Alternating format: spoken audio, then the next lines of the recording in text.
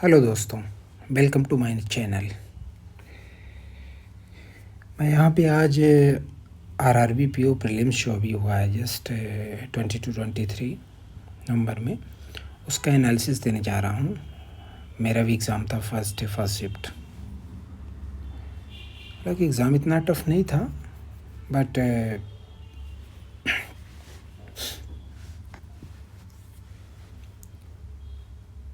But अच्छा था।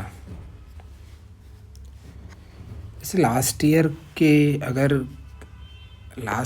अगर कंपैरिजन बोलें तो एग्ज़ाम जो था इस साल थोड़ा ट्रिकी था। जिन्होंने भी जिसका भी फर्स्ट शिफ्ट था वो थोड़ा कनेक्ट कर पा रहे होंगे मेरे से, ठीक है। तो उसमें से आपको पता ही है बाकी पैटर्न, रीजनिंग 40, मैथ्स 40। बट जैसे मैं अगर मेरे अटेम्प्ट बताऊं तो मेरे अटेम्प्ट रीजनिंग में 35 थे, ठीक है।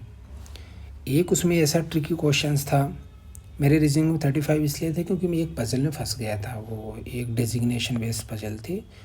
उसको शायद मैं पढ़ के कंफ्यूज हो गया या मैंने सही तरह से वो जो लाइंस थी उनको सही से रीड नहीं किया, शायद इसलिए मैं कंफ्यूज हो गया, या मैंने एक दो इन्फॉर्मेशन बीच में छोड़ दी। तो मुझे लगा कि मैं स्टक कर जाऊंगा। बेसिकली मैं स्टक कर ही गया था। तो मैंने 1.5 मिनट उसको ट्राई किया, फिर इसके बाद मैंने उसको छोड़ दिया, मैं आगे बढ़ गया। तो मेरे 35 अटेम्प्ट हो गए फुल एक्यूरेसी के साथ। अदरवाइज़ मैं फंस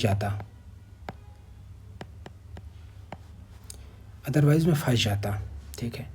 एक्चुअली एग्ज़ाम में यही करना होता है, आप करेक्ट टाइम पे स्विच कर जाओ तो आप अच्छा मार्क कर लोगे, अदरवाइज आप फंसोगे। क्योंकि ज़रूरी नहीं है ना कि आप हर टाइम पे सही डिसीजन लेके सही क्वेश्चन उठाओ, कभी कभी गलत भी उठ जाते हैं। तो पता चल जाना चाहिए 1, 1.5, 2 मिनट, 2 मिनट, 3 मिनट ऐसा।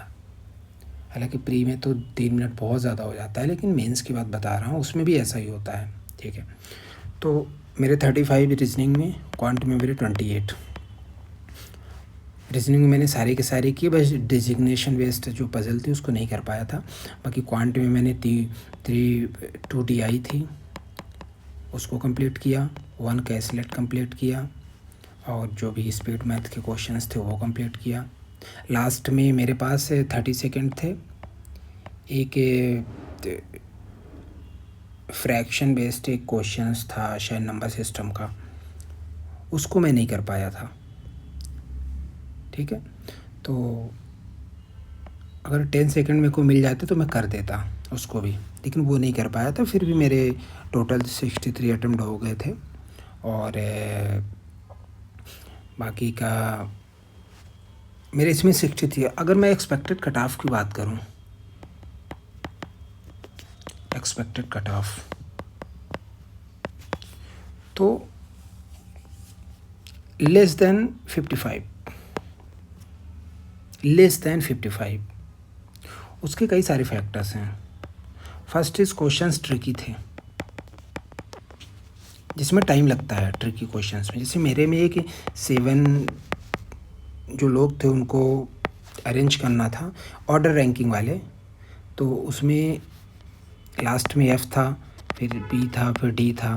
तो ये D B से 3 ज़्यादा था। A+3 अगर रखते और इसका आ रहा था 12, ठीक है।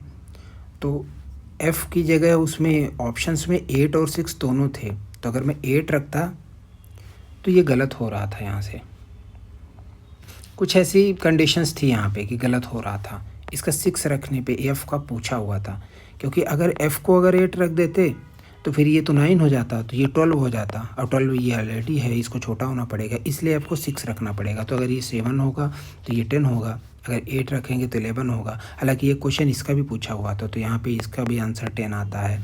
ये क्वेश्चन पूछा था इन दोनों में से, इसका और इसका, यहाँ पे कोई डिजिट था, तो उसका आंसर आ रहा था 26, यानी इसका 14 आ रहा था। तो ये ओवरऑल एनालिसिस था। बट अगर आपके अटेम्प्ट एक्यूरेसी के साथ भी 52 हैं, मेंस में लग जाओ भाई,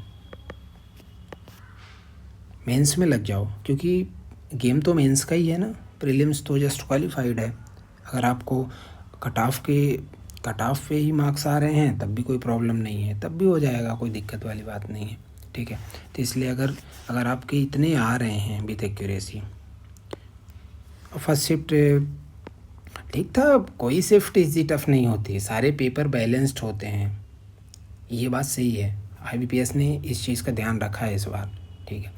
वो तो बाकी बहुत सारे चैनल्स हैं बता रहे हैं ये टफ़, ये ऐसा है, वो सब कुछ नहीं है। क्योंकि जैसे मैं फर्स्ट शिफ्ट का पेपर देकर तो मुझे सेकंड का नहीं पता है, अगर कोई बता रहा है तो उसका जो एनालिसिस किया उसका कैसा है, किस बेसिस पे उसने एनालिसिस किया कि टफ़ था ईजी था, क्योंकि उसको भी तो नहीं पता है कि फर्स्ट शिफ्ट ईजी थी कि टफ थी, वो तो मुझे पता है ना।